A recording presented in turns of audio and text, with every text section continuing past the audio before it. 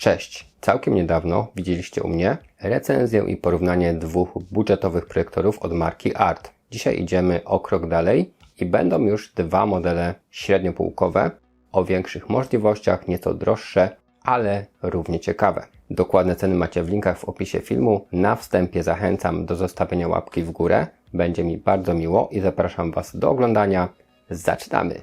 No i przed nami druga para projektorów od marki ART Multimedia. Tym razem są to już nieco większe projektory o nieco większych możliwościach, ponieważ mamy tutaj chociażby wyższą jasność i naprawdę ciekawy design. I tak jak w poprzednim filmie na początek spójrzmy sobie, jak one wyglądają, co mamy w zestawie, a potem przejdziemy do części techniczno-testowej. Pierwszy projektor to ART X6 Pro i w zestawie pilot zdalnego sterowania, instrukcja obsługi. Mamy także śrubę do podwyższenia projektora, przewód HDMI o długości 1 metra. No i jest także przewód zasilający i tenże kabelek ma 1,50 m. Natomiast zobaczmy sobie sam projektor. Mamy przycisk włącznika tutaj, manualną regulację, która znajduje się tutaj i zakres regulacji jest naprawdę duży, więc będziemy mogli sobie precyzyjnie to wyregulować. Od boku otwory wentylacyjne, drugi bok dokładnie to samo. Z przodu mamy też czujniki. Od spodu zdejmowana klapka i mamy dostęp do wnętrza, czyli taka klapka serwisowa. 4 gumowe elementy. Miejsce na wkręcenie tej śruby, żeby nam to uniosło przód projektora. I mamy też miejsce na gwint. Ale to nie wszystko, ponieważ mamy możliwość otwarcia jeszcze tutaj. No i cóż, tutaj mamy wysuwany filterek przeciwkurzowy, więc można tutaj zadbać o czystość wnętrza projektora. No i od tyłu mamy zasilanie, gniazdo HDMI, gniazdo USB, gniazdo słuchawkowe i czujnik pilota. Jest także wentylacja i we wnętrzu znajduje się również głośnik. I w wersji uniesionej wygląda to tak. No i drugi projektor, czyli X1 Pro. Ponownie pilot zdalnego sterowania, dokładnie taki sam jak w poprzednim modelu. Jest też śruba do wkręcenia podwyższająca. Nie zabrakło instrukcji obsługi do modelu X1 Pro. Przewód HDMI i niespodzianka, bo trochę dłuższy, nie metr, a 1,50 m w tym modelu. No i naturalnie przewód zasilający, ale jest coś jeszcze. Ponieważ mamy takie fajne, zamykane etui na projektor i akcesoria z rączką, więc można go sobie zabezpieczyć na podróż. No i ponownie oglądamy sam projektor. Na górze cały panel sterowania. No i mamy tyle przycisków, że praktycznie wszystko zrobimy z tego panelu. Przyciski są dotykowe. Z przodu logo X Nano, oznaczenie 4K Video Decode i Dolby Audio. Tak więc tutaj już mamy pewną podpowiedź, czym się różnią te dwa projektory, ale o tym będzie więcej za chwilę. Ponownie manualna regulacja ostrości. Ta zębatka jest tutaj troszeczkę inna. Natomiast osadzone jest to wszystko dość głęboko. Gniazdo zasilające mamy od boku. Otwory wentylacyjne od przodu, bo projektor mamy taki troszkę ścięty. Z tyłu otwory wentylacyjne i głośniki. Z drugiej strony ponownie wentylacja. No i mamy dwa gniazda HDMI, dwa gniazda USB, gniazdo AV i gniazdo słuchawkowe. Więc troszeczkę bardziej na bogato. A od spodu wygląda to tak, pomimo podobnej wagi mamy mocowanie w 3 miejscach, a to podwyższenie wkręcamy sobie tutaj w to właśnie miejsce. Też projektor możemy sobie nieco unieść, ale zauważyłem, że z tyłu mamy jeszcze taką klapkę, miejsce do podważenia, więc ją zdjąłem i pod spodem mamy filtry. Bardzo fajnie jest to rozwiązane. Widzimy tutaj też głośnik i widzimy wentylator, więc mamy dość dobry dostęp do newralgicznych podzespołów. Ciekawie pomyślane. No i klapka musi z powrotem wskoczyć na klik. I spójrzmy jeszcze na te panele sterowania, jak to wygląda, jeśli włączymy projektor. Mamy podświetlone przyciski, włączamy, no i cały panel świeci nam się na kolorowo, czyli mamy takie RGB.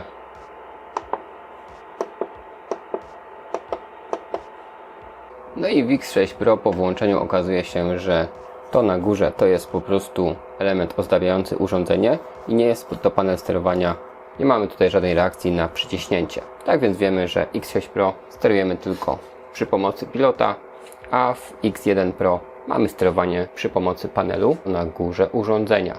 Czas na część techniczną. Zaczniemy ponownie od modelu ART X6 Pro. Za wyświetlanie odpowiada 5-calowy system obrazu TFT LED o żywotności lampy LED na poziomie 50 000 godzin. Urządzenie generuje obraz w rozdzielczości Full HD przy 60 klatkach na sekundę. Rozmiar obrazu to od 32 do 200 cali. Kontrast wynosi 1000:1, a jasność to 500 ANSI-lumenów. I tutaj muszę przyznać, że w ciemnościach obraz prezentuje się świetnie, oczywiście biorąc pod uwagę tą półkę cenową. Ale co ciekawe, z projektora da się korzystać nawet przy oświetleniu i to nawet nie takim niewielkim. Zobaczcie w tej chwili po kolei 3 etapy włączania oświetlenia w studio. Od małego do pełnego oświetlenia sufitowego. Szczegółowość obrazu jest przyzwoita, a jej kolory dość wiernie odwzorowane. A tak prezentuje się menu projektora. Jest dość proste i przejrzyste. System operacyjny to Android w wersji 9, natomiast producent na tą dość leciwą wersję systemu zapewnia wsparcie w postaci aktualizacji aplikacji i faktycznie podczas instalowania kilku aplikacji, w tym Netflixa, zaktualizowały się do nowszej wersji i uruchomiły bez problemu. Regulacja ostrości jest manualna, natomiast automatyka obejmuje korekcję położenia obrazu. Mamy także elektroniczny zoom do 60%, natomiast pomimo nazwy zoom bardziej chodzi tutaj o cyfrowe pomniejszenie obrazu, gdyby zwyczajnie wystawał poza ramy ekranu projekcyjnego. Z łączności mamy dwuzakresowe Wi-Fi i Bluetooth w wersji 4.0. Są także funkcje przesyłania bezprzewodowo treści z urządzeń mobilnych czy komputera, czyli iOS Wireless Miracast i Android DLNA. 4-rdzeniowy procesor Cortex A30 w połączeniu z procesorem graficznym Mali G52 i 1 GB pamięci sprawiają, że menu reaguje dość żywo na komendy wydawane z pilota i także aplikacje otwierają się dość szybko. Jednak do sterowania możemy równie dobrze podłączyć np. klawiaturę, czy nawet przewodowo pada od Xboxa. Pojemność dysku to 8 GB, więc aplikacji możemy zainstalować sporo. Głośniczek ma tylko 5 W i nie powala jakością. Posłuchajcie próbki dźwięku.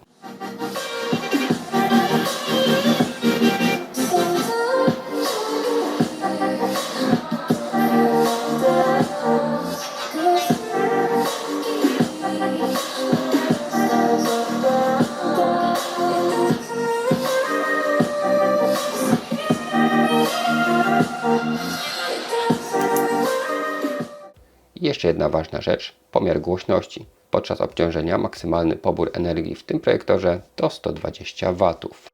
A teraz drugi projektor, Art X1 Pro, gdzie ponownie rozdzielczość to Full HD i wielkość obrazu możliwego do uzyskania to od 32 do 200 cali. Lampa LED ma także żywotność 50 000 godzin i także tutaj system to Android 9. Również mamy cyfrowy zoom oraz automatyczną korektę obrazu, ale ostrość ponownie regulujemy manualnie. Jest też dwuzakresowe Wi-Fi i Bluetooth, jednak tutaj w wersji 5.0. I teraz różnic będzie więcej. System wyświetlania jest nieco mniejszy, bo jest to 4,45 cala LCD TFT. Jasność to 300 ANSI-lumenów, czyli sporo mniej, jednak wciąż moim zdaniem wystarczająco do korzystania w pełnych ciemnościach. Procesor to M-Logic T972 i układ graficzny Mali G32. Pamięci operacyjnej mamy 2 GB, a przestrzeń dyskowa to 16 GB, więc są to wartości dwukrotnie większe niż w Art X6 Pro. System ponownie działa płynnie i reaguje prawie natychmiastowo. Projektor potrafi dekodować i wyświetlać także materiały zapisane w 4K, a nawet 8K, ale oczywiście wyświetlane będą w rozdzielczości Full HD. Głośnik ma 3 W, więc ponownie wartość jest mniejsza, ale ma obsługę formatu Dolby i za chwilkę próbka dźwięku ocencie sami.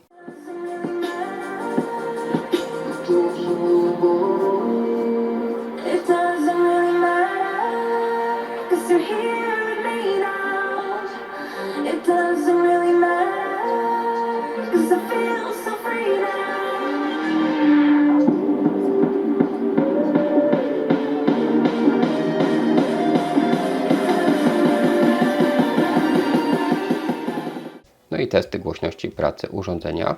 Maksymalny pobór prądu, w tym przypadku to 100 W. Na obu pilotach znajdziemy specjalny przycisk, który aktywuje tryb myszki. Wtedy na ekranie pojawia się kursor i możemy precyzyjniej wskazać daną opcję. W przypadku obu projektorów podpięcie PC przewodem HDMI sprawdziło się nieźle. Szczegółowość obrazu, jak i czytelność tekstów były dobre. Także nie miałem problemów przy odtwarzaniu z pendrive'a treści audio czy wideo w różnych formatach. Natomiast występują drobne różnice w metodach przesyłania obrazu. O tym szerzej będzie jeszcze za chwilkę. Natomiast w tym momencie możecie zobaczyć i porównać oba urządzenia obok siebie na tym samym materiale i stwierdzić, który bardziej trafia w Wasze gusta. Moim zdaniem na teoretycznie ciemniejszym projektorze ARTX1 Pro wszystko wygląda lepiej. Mam tutaj na myśli szczegółowość, kontrast, czy bardziej wiernie odwzorowane kolory. Na ARTX 6 Pro moim zdaniem obraz również jest niezły, natomiast jest nieco mniej szczegółowy i mam wrażenie, że tutaj domyślnie mamy nieco ocieploną kolorystykę, a jako że w tym modelu nie mamy możliwości regulacji ustawień obrazu, no to musimy polegać na ustawieniach fabrycznych. Natomiast w X1 Pro mamy dostępne menu, gdzie możemy ustawić jasność, kontrast czy nasycenie kolorów. Kolejne różnice. Teoretycznie mamy w obu projektorach Androida 9, jednak w praktyce funkcjonuje to zupełnie inaczej. W ARTX 6 Pro mamy starszą wersję Bluetooth i nie wykryło mi pada od Xboxa. Natomiast bez problemu podłączyłem tego pada przewodowo do projektora. W sklepie z aplikacjami dostępne były tylko bardzo proste graficznie gierki, czyli można powiedzieć, że z tego projektora zrobicie retro konsolę. Natomiast w X1 Pro, jako że Bluetooth jest w wersji 5.0, pad od Xboxa sparował się bezprzewodowo, bez żadnego problemu, a także dostępny bezpośrednio sklep Google Play pozwolił pobrać i pograć w dużo nowsze gry, znane także ze smartfonów, jak chociażby mój faworyt Beach Buggy Racing. I powiem Wam, że naprawdę w płynny sposób dało się pograć na tym projektorze, jak na takiej prostej konsoli. Regulacja obrazu manualna. W obu projektorach jest dość podobny zakres, natomiast w X6 Pro pokrętło działa lekko i intuicyjnie, natomiast w X1 Pro ząbki są drobniejsze, mam wrażenie, że samo pokrętło umieszczone jest głębiej i zwyczajnie ta regulacja była odczuwalnie mniej komfortowa, natomiast dało się ten obraz też tak czy tak wyregulować. Podsumowując, jeśli chodzi o jakość samego działania, wyświetlania, funkcjonalność, no to mamy tutaj już wyższą półkę.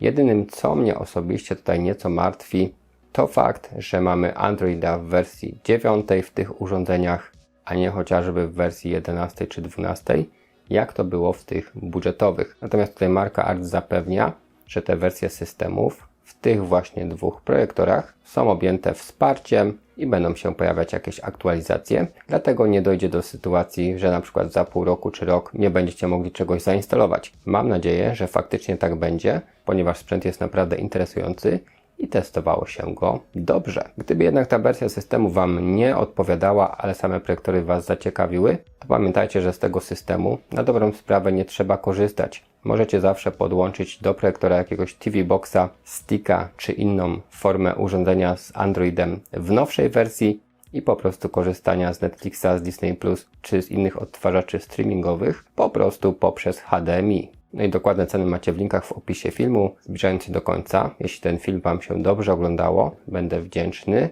za zostawienie łapki w górę, napisanie komentarza, możecie film też udostępnić. Warto także subskrybować, żeby być na bieżąco. Na dzisiaj to wszystko, dziękuję Wam za uwagę, trzymajcie się!